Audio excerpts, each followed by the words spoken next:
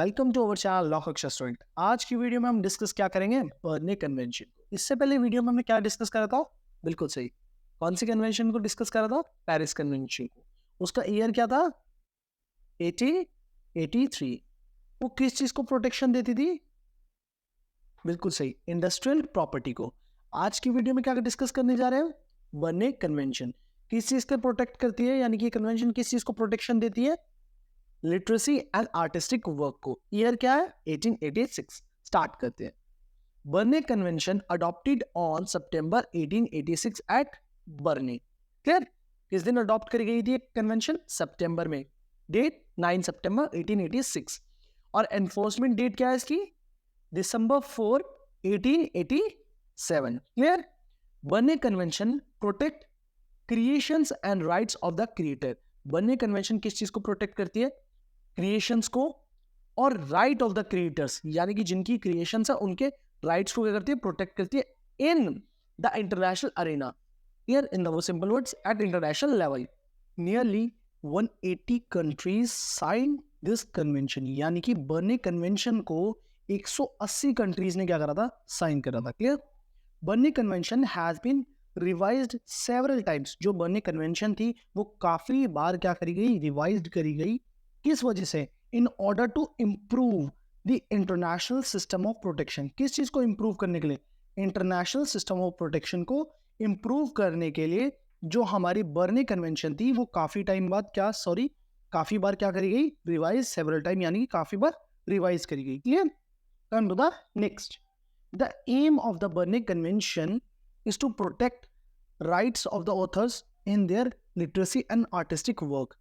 अगर हम बात करते हैं किसके बारे में? एम के बारे में। किसके एम के बारे में? बर्ने कन्वेंशन के एम के बारे में। तो क्या था? प्रोटेक्ट करना। किस चीज को प्रोटेक्ट करना? Right of the author's, authors के राइट को प्रोटेक्ट करना in their literacy and artistic work. Literacy and artistic work क्या होता है? Like poem. आपका लिटरेसी वर्क में क्या आ गया? पोएम्स आ गई, नोवेल्स आ गई। एंड आर्टिस्टिक वर्क में क्या हो गया? Painting, drawing, like that. Clear? It is also administered by वीपो। अगर हम बात करते हैं किसकी? पेरिस कन्वेंशन की, तो उसे भी एडमिनिस्ट्रेट कौन करती है? वीपो, वर्ल्ड इंटेलेक्चुअल प्रॉपर्टी ऑर्गेनाइजेशन। अगर हम बात करते हैं बीसी की, यानी कि बर्ने कन्वेंशन की, तो उसे भी कौन करती है? वीपो ही क्या करती है? एडमिनिस्ट्रेट करती है। क्लियर? अब बात करते हैं बेसिक प्रिंसिपल्स के बारे में। जैसा कि हमने किसमें देखा था? बिल्कुल सही, पेरिस कन्वेंशन में 3 प्रिंसिपल्स उसके भी थे। कौन कौन से थे? नेशनल ट्रीटमेंट था उसमें भी। सेकंड क्या था? Right of priority. And third one क्या था? Independence of patents. Clear? Independence of patents. अब हम किसके डिस्कस करेंगे प्रिंसिपल? बिल्कुल सही, बर्ने कन्वेंशन के 3 प्रिंसिपल है। National treatment, automatic protection, independence of protection. Come to the next slide, one by one cover करते हैं। National treatment. According to national treatment principle, work originated in one of the member state are to be given the same protection in each of the member state. Simple सी बात, जैसे हमने पढ़ा था Paris convention का national treatment, same यही कहता है कि अगर ये मान लीजिए कोई भी वर्क है, उसे एक मेंबर स्टेट में प्रोटेक्शन दी जा रही है, तो उसे दूसरी यानी कि अदर मेंबर स्टेट में भी सेम प्रोटेक्शन दी जाएगी। Clear? This principle ensure equitable status on the protection. ये प्रिंसिपल किस चीज को इंश्योर करता है? इक्विटेबल स्टेटस को। किस चीज में? On the protection of literacy and artistic work, या आप क्रिएशन कह लीजिए। सिंपल सी बात, ऑन मेंबर स्टेट में,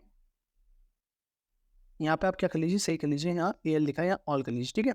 इन ऑल मेंबर स्टेट कोई भी आपका आर्टिस्टिक वर्क या आर्टिस्टिक क्रिएशन है या लिटरेसी वर्क है, उसकी प्रोटेक्शन को इक्वल स्टेटस क्या करता है? इंश्योर करता है हमारा नेशनल ट्रीटमेंट रूल कह लीजिए, प्रिंसिपल कह लीजिए। Clear? National treatment principle ensure equitable status in all member state on protection of literacy and artistic work. Clear? Come to the automatic protection. नाम से हमें समझ आ रहा है बच्चों, एक ऐसा प्रिंसिपल जिसमें हमें प्रोटेक्शन मिल रही है, और वो भी प्रोटेक्शन कैसी है? ऑटोमेटिक प्रोटेक्शन है। क्लियर? रीड आउट करते हैं। In this principle protection is granted automatically. Protection हमें कैसे ग्रांट होगी? ऑटोमेटिकली ग्रांट हो जाएगी। And is not subject to the formality of registration, deposit, etcetera. This principle upholds automatic protection, ये principle किस चीज को अपहोल्ड करता है? ऑटोमेटिक प्रोटेक्शन को अपहोल्ड करता है of all work regardless of any legal formality of protection. यानी कि यहाँ पे लीगल फॉर्मेलिटी ऑफ प्रोटेक्शन की ज्यादा रिक्वायरमेंट नहीं है। किस चीज को अपहोल्ड करता है ये principle? Automatic protection of all work. Clear? Come to the next slide. Third principle क्या है? Independence of protection. The protection under Berne convention does not depend on the protection available in the country where the creation originated। इसमें क्या कहा गया है? जो हम protection provide कर रहे हैं किसमें? बर्न कन्वेंशन में, डज नॉट डिपेंड, वो प्रोटेक्शन डिपेंड नहीं करती किस पे?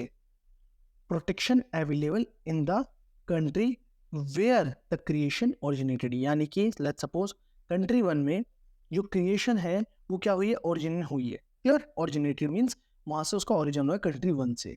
अब जो बर्न कन्वेंशन प्रोटेक्शन प्रोवाइड करा रहा है अदर मेंबर स्टेट्स में, यानी अदर कंट्रीज में, वो जिस कंट्री से ओरिजिन हुई है उस पर डिपेंड नहीं करती। Clear? In some instances the contracting country member state में decide to protect the work for a during longer than minimum allowed by the convention. अब इसके एग्जांपल सुनते हैं। कन्वेंशन ने, यानी कि बर्न कन्वेंशन ने, अगर हम बात करते हैं प्रोटेक्ट करा है वर्क को, यानी कि प्रोटेक्शन प्रोवाइड करी है, लेट्स सपोज 5 ईयर, ठीक? तो कई बार जो कॉन्ट्रैक्टिंग कंट्री मेंबर स्टेट्स होती हैं वो क्या डिसाइड कर लेती है कि वो वर्क को प्रोटेक्ट करेंगी लॉन्गर देन, यानी कि जो ड्यूरेशन होता है वो लॉन्गर देन होगा minimum allowed by the convention. यानी कि कन्वेंशन ने 5 ईयर अलाउड करा है प्रोटेक्शन प्रोवाइड करने के लिए। समटाइम जो कॉन्ट्रैक्टिंग कंट्री मेंबर स्टेट्स होती है वो क्या कर लेती है? डिसाइड कर लेती है कि जो हम प्रोटेक्ट करेंगे वर्क को, यानी कि प्रोटेक्शन प्रोवाइड करेंगे, वो लॉन्गर देन क्या करेंगे? जो मिनिमम पीरियड अलाउड होगा किससे? कन्वेंशन से। Clear?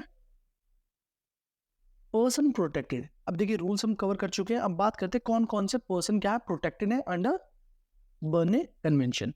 Burn convention gives protection to the authors of the work. अगर हम बात करते हैं बर्न कन्वेंशन की तो प्रोटेक्शन प्रोवाइड करता है कैसे? ऑथर को in respect of their published and unpublished work. यानी कि जो ऑथर का पब्लिश्ड वर्क है या अनपब्लिश्ड वर्क है उसके रिगार्डिंग क्या करता है? बर्न कन्वेंशन प्रोटेक्शन प्रोवाइड करता है ऑथर को। Clear? Come to the next slide. If author not a resident, अगर ऑथर रेजिडेंट नहीं है किसका? मेंबर कंट्री का, यानी कि बर्न कन्वेंशन है। अब उनकी जो मेंबर कंट्री से country number 1, country number 2, country number 3, country number 4, ये सारी क्या है? हमारी मेंबर कंट्रीज। अब जो ए है यानी कि ऑथर है वो क्या नहीं है? रेजिडेंट नहीं है मेंबर कंट्री का।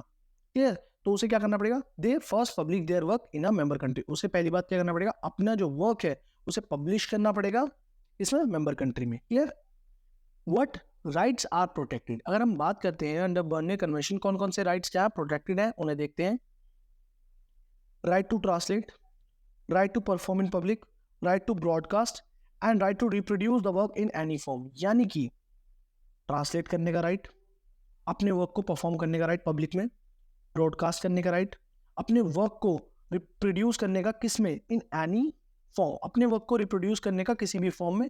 ये सारे राइट्स क्या ऑथर्स को ग्रांट करे जाते हैं under Berne convention. Clear? Come to the next slide. It also include moral rights. यानी कि हम बात करते हैं बर्न कन्वेंशन के अंदर हमारे मोरल राइट्स भी क्या प्रोटेक्टेड है, जैसे right to claim honour, right to object to any modification putting the reputation, यानी कि क्लेम ऑनरशिप क्लेम करने का राइट। क्लियर? कोई भी मॉडिफिकेशन करने का राइट। तो ये सारे राइट जो हमारे क्या है? मोरल राइट्स है। ये सारे राइट्स भी क्या है? हमारे प्रोटेक्टेड है अंडर बर्न कन्वेंशन। अब बात कर लेते हैं ड्यूरेशन के बारे में, यानी कि जो प्रोटेक्शन है उसका ड्यूरेशन क्या होता है। Section 7 of the burn convention lays down a minimum term of protection. यानी कि सेक्शन 7 बर्न कन्वेंशन का किस बारे में बात करता है? ड्यूरेशन के बारे में बात करता है, प्रोटेक्शन की। क्लियर? वो क्या कहता है? जो मिनिमम टर्म है प्रोटेक्शन का वो कितना है? The life of the author plus 15 year after his death. ये मैंने एक न्यूमेरिकल फॉर्म में बना रखा है। मिनिमम टर्म ऑफ प्रोटेक्शन क्या है? लाइफ किसकी? ऑथर की, plus 50 year after his death, यानी कि ए की जितनी लाइफ है उसके मरने के बाद 50 साल। क्लियर? 50 ईयर्स। ये क्या है? ड्यूरेशन है, minimum duration of protection. Clear? Come to the next. अगर हम बात करते हैं फोटोग्राफ वर्क के बारे में तो मिनिमम टर्म क्या है प्रोटेक्शन का? 25 years from the making of the work. जिस दिन से वर्क हुआ है उसके कितने टाइम बाद 25 ईयर्स तक उसे प्रोटेक्शन मिलती है under Berne convention. Come to the next line for cinematographic work. Cinematographic work के लिए क्या है term, minimum term 50 years after the work, यानी कि वर्क किस दिन हुआ प्लस 50 ईयर्स। क्लियर, जिस दिन वर्क हमारा कंप्लीट हो चुका है आफ्टर द वर्क कितना टाइम पीरियड मिल जाएगा, 50 ईयर्स मिल जाएंगे, किसमें, under Berne convention. Clear, come to the next.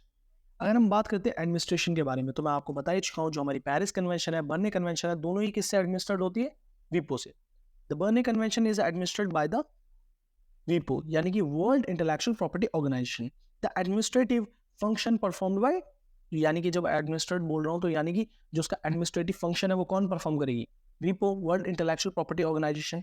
उसमें क्या फंक्शन है, assembling, publishing information concerning the protection of the copyright. यानी कि अगर हम बात करते हैं किसकी, असेंबलिंग, पब्लिशिंग, क्या ऐसी इंफॉर्मेशन की असेंबलिंग, पब्लिशिंग जो किससे कंसर्न हो, प्रोटेक्शन ऑफ कॉपीराइट से, तो ये फंक्शन क्या हो गया, हमारा एडमिनिस्ट्रेटिव फंक्शन हो गया, जिसे कौन परफॉर्म करेगी, विपो परफॉर्म करेगी। एक और बार बता देता हूँ, ये फंक्शन क्या है, it includes assembling, publishing, assembling करना, पब्लिशिंग करना किसका, इंफॉर्मेशन का, जो इंफॉर्मेशन किससे कंसर्न है, concern the protection of copy right. Hopefully आपको बर्ने कन्वेंशन भी टॉपिक अच्छे से क्लियर हुआ हो। अगर कोई डाउट है, कोई कंफ्यूजन है, विदाउट हेजिटेट मेरे इंस्टाग्राम अकाउंट shubhamdobal.22 में डीएम कर सकते हैं। Thank you so much, have a nice day.